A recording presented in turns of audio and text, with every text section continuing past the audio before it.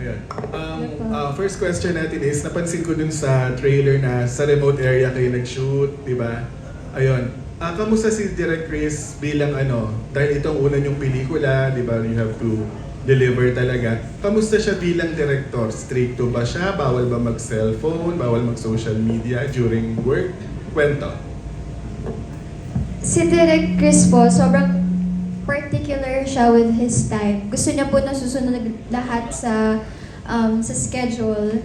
And what we love about Direk Chris is that kahit sobrang strict siya with his time, he is not sobrang strict sa amin. He lets us do what we need to do. Ine-encourage niya po kami to act on our own accord. Hindi niya po tinuturo yung sobrang detalyado. Sinasabi lang niya yung kung ano yung dapat mong maramdaman. And then, ikaw na yung magko-connect ng dots and ikaw na yung magde-deliver. And that's what we love about him. Hindi po siya mahirap katrabaho. Sobrang saya pong kasama ni Direk Chris. Lagi po kami kumakain ng sabay. May food po siyang dala. Nagpapaluto siya or nagluluto siya. Tapos, he's just a joy po. And I really love Direk Chris. But happy birthday, Happy Direk birthday, Chris!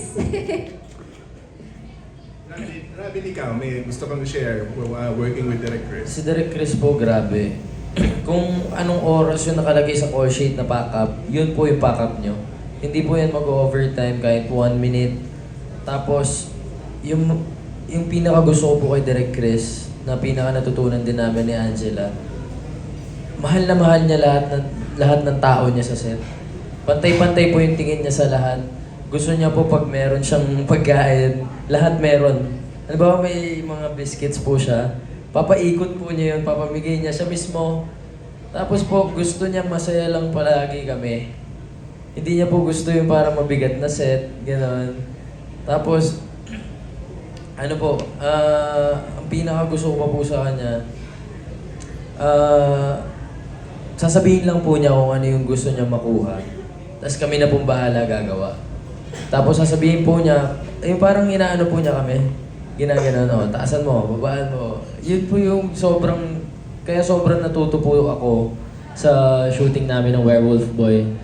Kasi grabe po yung ni Direk Chris. Kahit na wala na kaming oras masyado, binibigay po talaga niya yung time sa amin, di ba? Para mapakita namin yung hinahanap.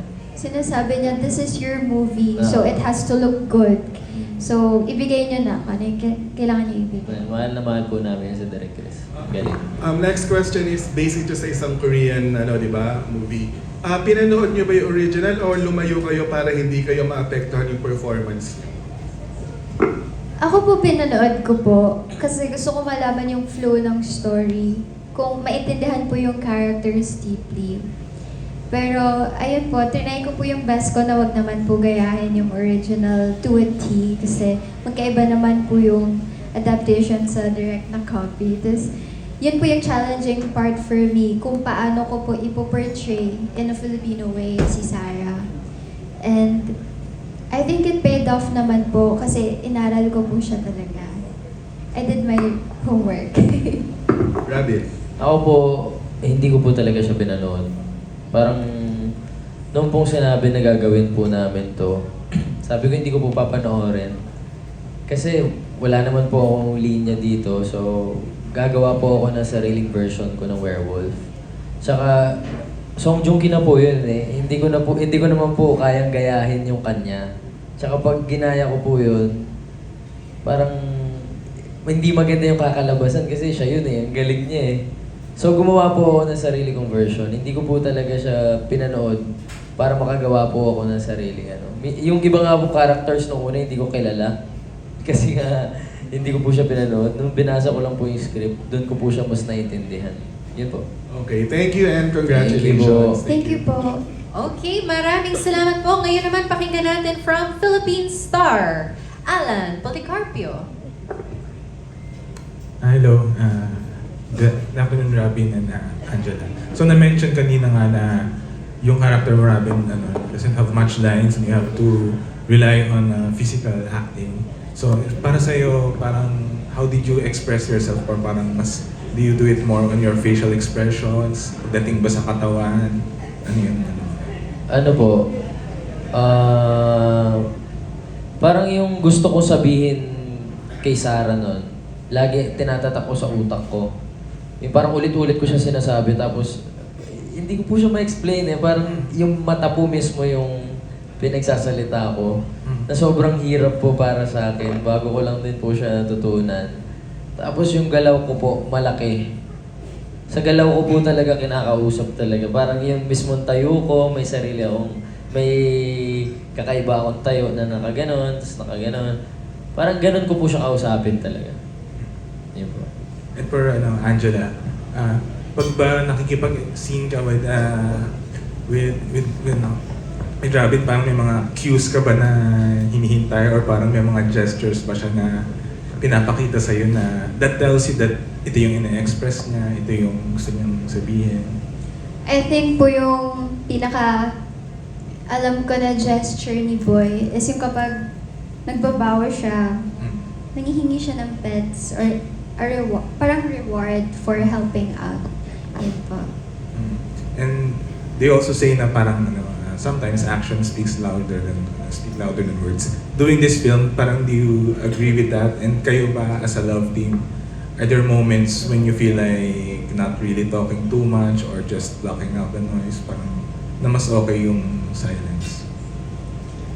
Yes po, sometimes actions do speak louder than words. Kasi if salungat naman yung ginagawa mo sa sinasabi mo, then it's really not true. Tapos, during shooting po with Robin, nakikita ko po talaga sa kanya si Boy. Because every time nag-act kami, para talaga siyang walang alam sa buhay, parang di siya marunong magsalita. Tapos, maaawa ka talaga sa kanya. You would feel the responsibility to try and teach him, to try and help him. Tapos yun yung nararamdaman ko po sa actions ni Robin. And it helps me, it makes my work so much easier. Kasi dahil sa physical cues niya and sa actions niya, mas naitatawid namin kung ano yung gusto naming ipakita, iparating. Ikaw, Robin.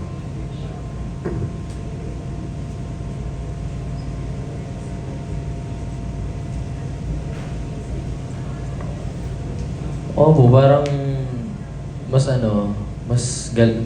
actions. Kasi yun lang yung yun lang po yung way para makausap ko siya, yung amo ko, si Sarah. Kaya parang pinapakita ko more on actions talaga. Pero in real life, kayo ba sa love team may mga unspoken, parang gestures, signs ba kayo na parang kayo lang nagkakaintindihan? May mga Oo po, ganun ba? palagi. Palagi pag nagtitigan na kami Parang ng nag-uusap gets sa na namin mata. yung isa't isa. Tititigan ko lang po yung gets na niya yung sinasabi ko Talaga. sa isip ko. Tapos bigla na lang kami tatawa. Lagi po kaming ganyan. Ikaw, Angela. Ganun po, parang sobrang comfortable na namin sa isa't isa and sobrang close namin to the point na isang tingin lang, alam na namin kung ano yung iniisip ko. Memorize na po namin yung isa't isa. Opo. Okay, thank you. Thank Thank you Good po. luck. Salamat. Thank you!